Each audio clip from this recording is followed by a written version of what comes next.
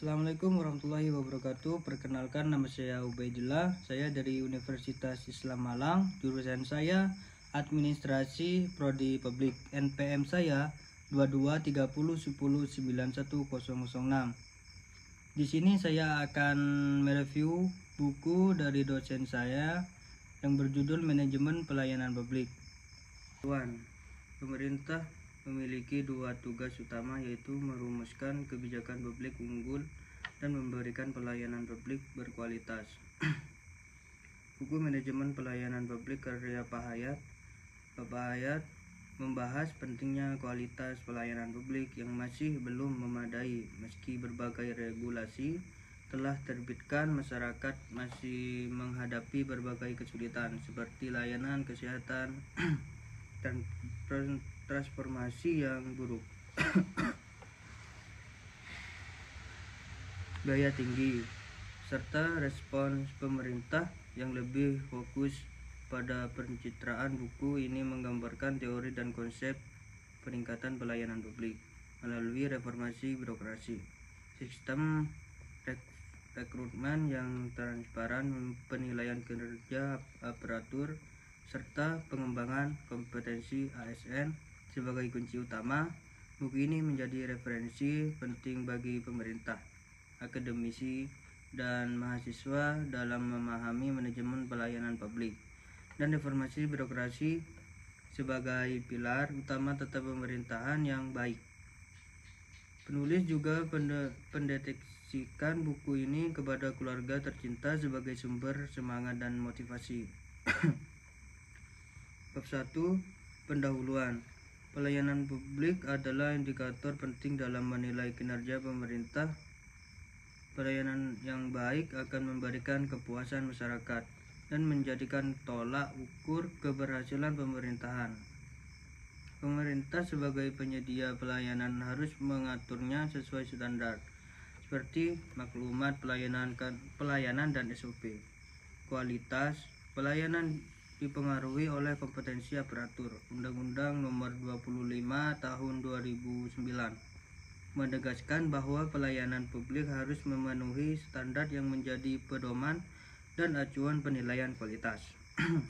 Baik, budaya birokrasi harus berubah dari minta dilayani menjadi melayani, di mana aparatur adalah pelayanan masyarakat. Pelayanan harus adil dan setara sesuai prinsip-prinsip yang diatur dalam undang-undang, termasuk netralitas dari intervensi politik untuk menjadi profesionalisme aparatur. Organisasi publik membutuhkan manajemen pelayanan publik karena orientasinya untuk kepentingan masyarakat. Manajemen yang baik berdampak pada peningkatan kinerja dan output yang lebih baik. Manajemen birokrasi menekankan aturan, hierarki, prosedur, impersonalitas, prestasi, dan rasionalitas aparatur yang kompeten.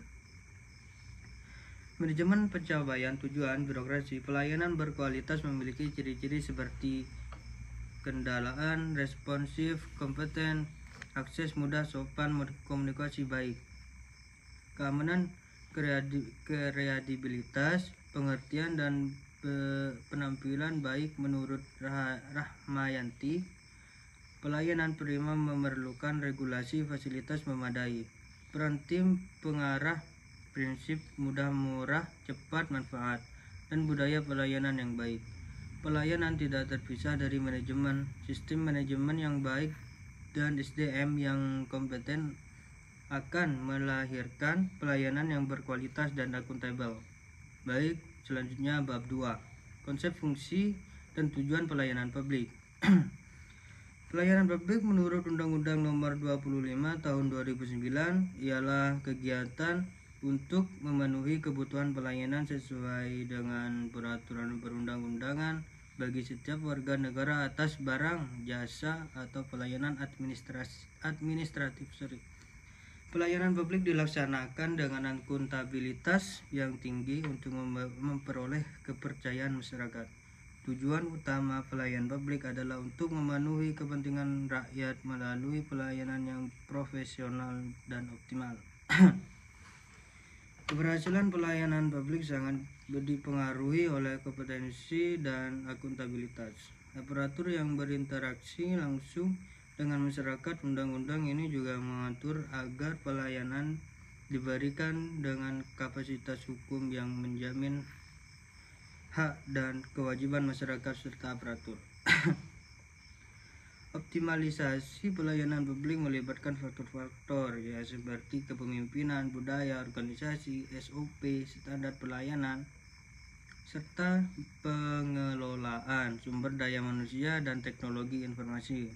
Aparatur yang berkualitas dapat menciptakan inovasi yang sangat baik dalam pelayanan publik.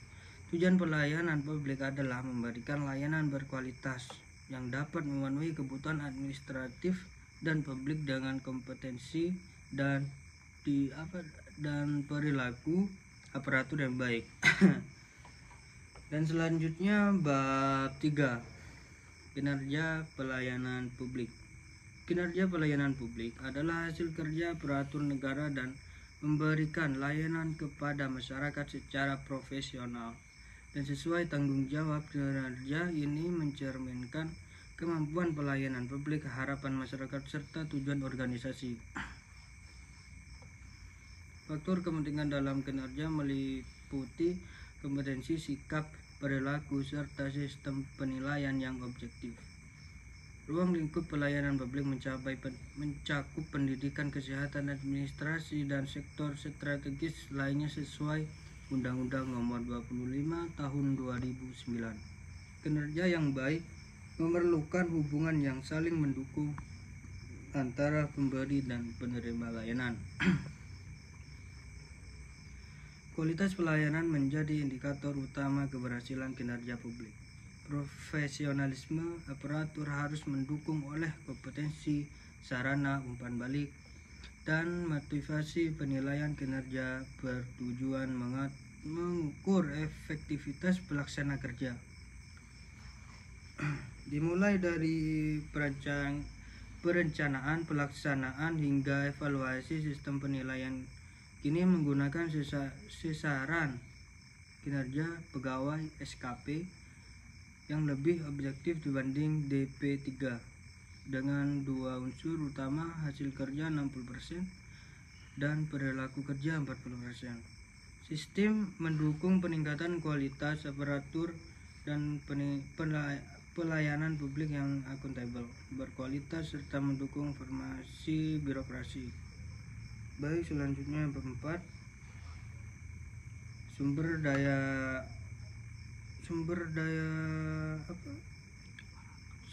aparatur pelayanan publik. Sumber daya aparatur pelayanan publik.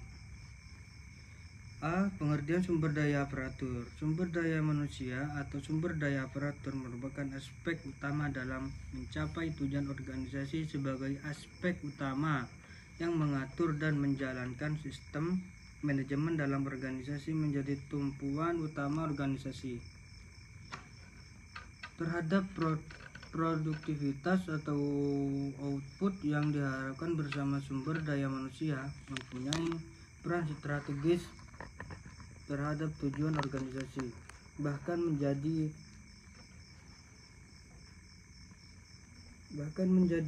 manusia mempunyai peran strategis terhadap tujuan organisasi, bahkan menjadi sentra terhadap aparatur organisasi. Begitu juga sumber daya lain dikelola, dikembangkan melalui manusia organisasi.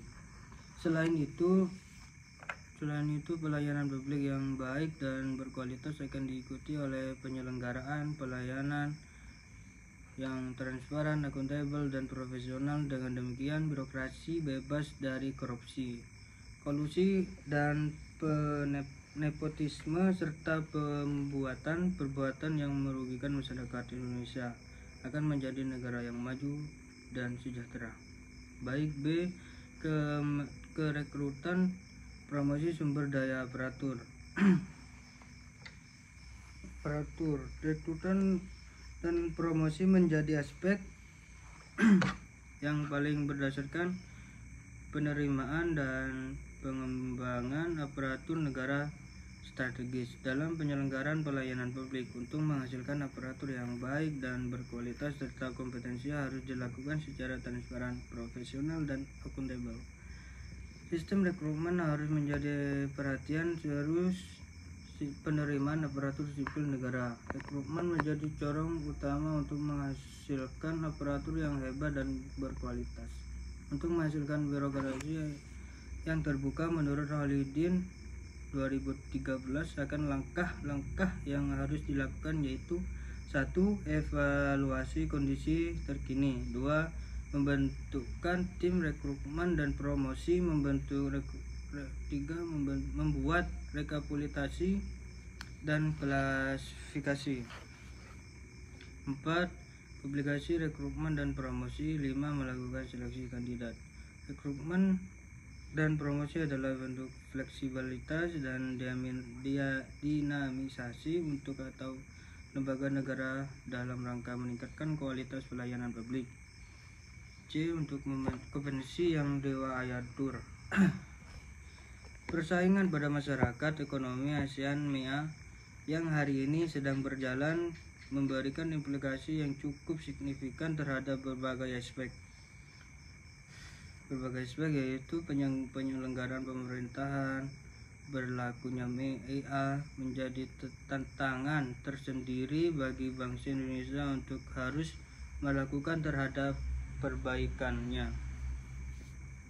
Inovasi baru dan terobosan yang dapat memberikan nilai efektivitas dan efisiensi terdaya saing dan mengembangkan potensi-potensi yang dimilikinya. Oleh karena itu, hal yang paling mendasar untuk memenuhi kualitas pelayanan publik adalah dengan memberikan penekanan terhadap kualitas sumber daya manusia aparatur melalui kualitas kinerja pelayanan publik. Kualitas kinerja menjadi indikator utama dalam memberikan layanan. Kualitas kinerja mengandung unsur siapa melakukan apa dan apa dengan cara bagaimana. Baik D.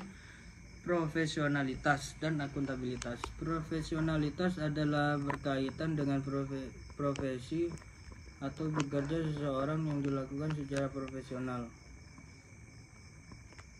Sementara itu, akuntabilitas adalah kewajiban untuk memberikan pertanggungjawaban tentang kinerja dan tindakan seorang bidang hukum, pimpinan, dan suatu organisasi kepada pihak yang memiliki kewenangan untuk meminta pertanggungjawaban tersebut.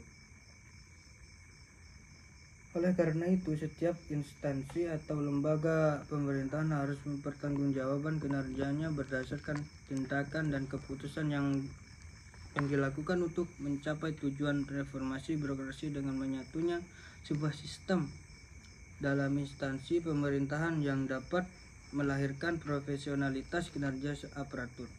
Harus didukung oleh profesionalitas yang diterimanya. Baik, bab 5, reformasi birokrasi pelayanan publik. Menurut Kamus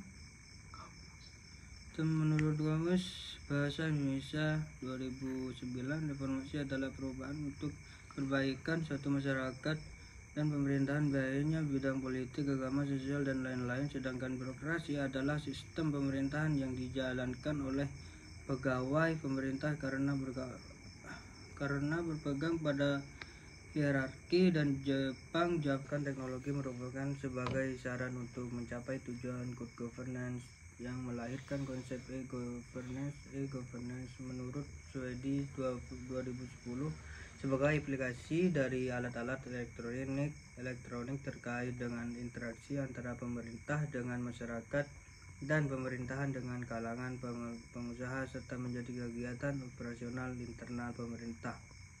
Dan selanjutnya bab 6, good governance. A. Pengertian good governance. Prinsip penting dalam penyelenggaraan pemerintahan adalah good governance. Pemerintahan yang baik, good governance, sebagai tujuan utama dalam penyelenggaraan pelayanan kepada masyarakat sebagai goals.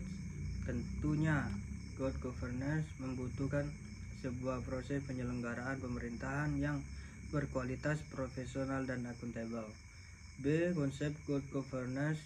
Good governance adalah satu tujuan penting dalam penyelenggaraan pemerintahan. Setiap lembaga atau instansi pemerintahan saat ini berlomba-lomba dalam melaksanakan penyelenggaraan pelayanan untuk menjadi yang baik atau terbaik. Dengan capaian good governance menjalankan program kerja sesuai dengan visi dan misi pemerintah baik dalam kehidupan ekonominya.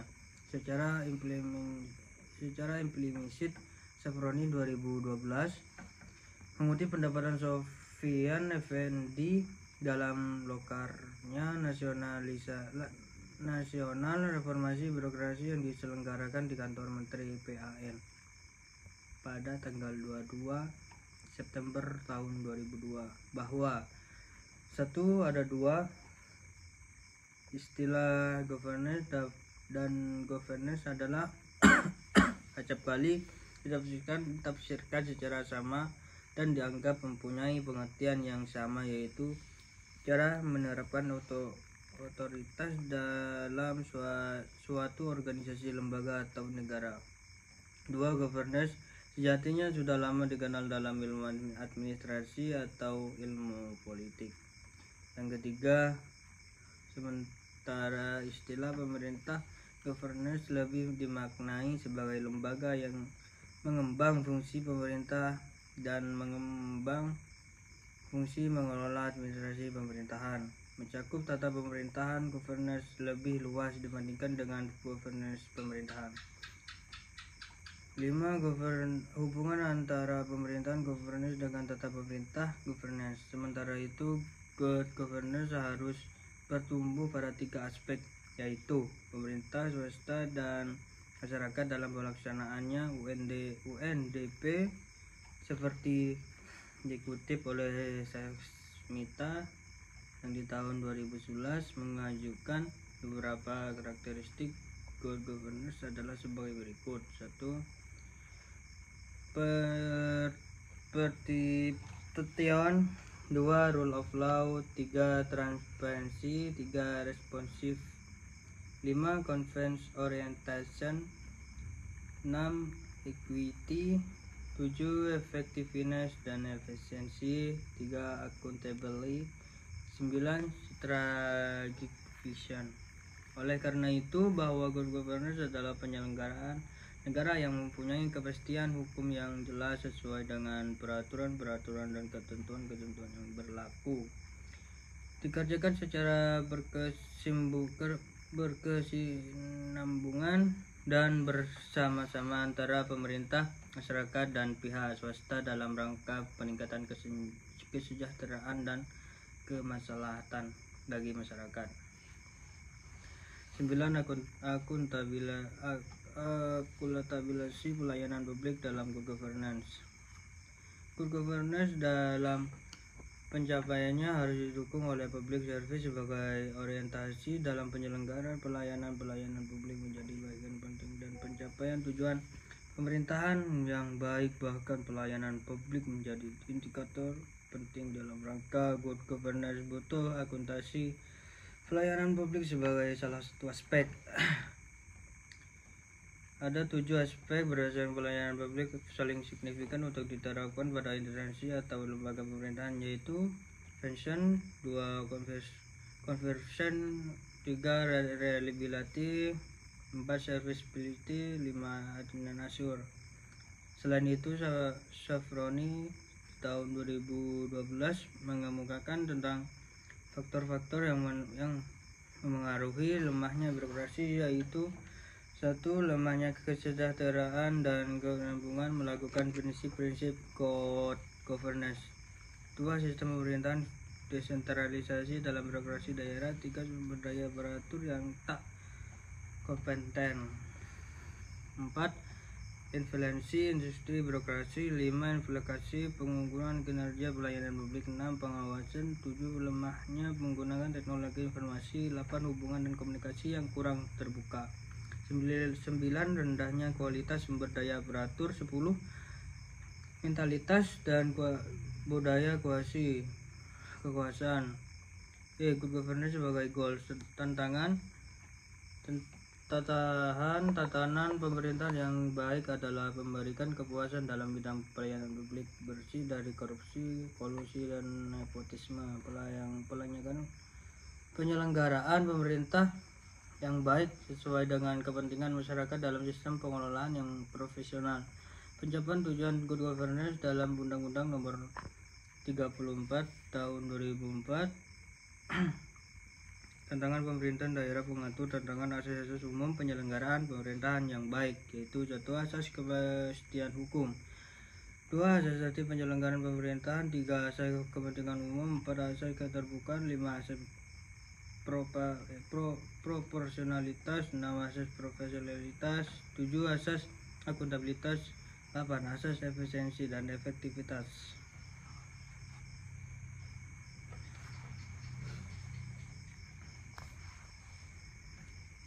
Sedangkan efektivitas adalah bentuk daya guna dan tepat guna kepada masyarakat sudah dilakukan. Budaya guna adalah suatu yang dihasilkan dapat dimanfaatkan oleh yang dilakukan masyarakat. Hasil dari pekerjaan yang dilakukan sesuai dengan standar yang telah ditentukan secara kualitasnya. Sementara itu, Safronin 2012 mengutip pendapatnya Dwiatno 2008 menyatakan bahwa pelaksana pemerintahan yang baik harus mengandung 6 prinsip sebagai acuan, yaitu 1. Dalam kolaborasi yang dibangun, 2. Kekuasaan yang dimiliki negara harus ditransformasi dari semua dipahami sebagai kekuasaan atas, 3. Negara, lembaga pemerintahan swasta, dan masyarakat lokal, 4. Negara harus mampu mendesain ulang struktur dan kultur organisasi, 5. Negara harus mampu meningkatkan kualitas responsivitas, adaptasi, dan kebutuhan. Kesimpulan buku Manajemen Pelayanan Publik karya Bapak Hayat menegaskan bahwa kualitas pelayanan publik merupakan indikator utama keberhasilan pemerintahan. Untuk mencapainya dibutuhkan reformasi birokrasi menyeluruh, aparatur yang kompeten dan profesionalitas, serta sistem manajemen yang transparan dan akuntabel. Pelayanan publik harus berorientasi pada kebutuhan pelayanan dengan mengedepankan prinsip partisipasi, keadilan, efisiensi, dan efektivitas pengguna budaya pelayanan. Penerapan teknologi melalui e-governance serta sistem penilaian kinerja yang objektif, yang tidak hanya sebagai pelaksana kebijakan, juga sebagai fasilitator untuk melayani masyarakat secara adil, cepat, dan tetap. Buku ini menjadi panduan penting bagi semua pihak yang ingin memahami dan mendorong terwujudnya tata kelola pemerintahan yang baik dan percaya. Seterusnya, mohon maaf kalau ada kata-kata salah. Seterusnya,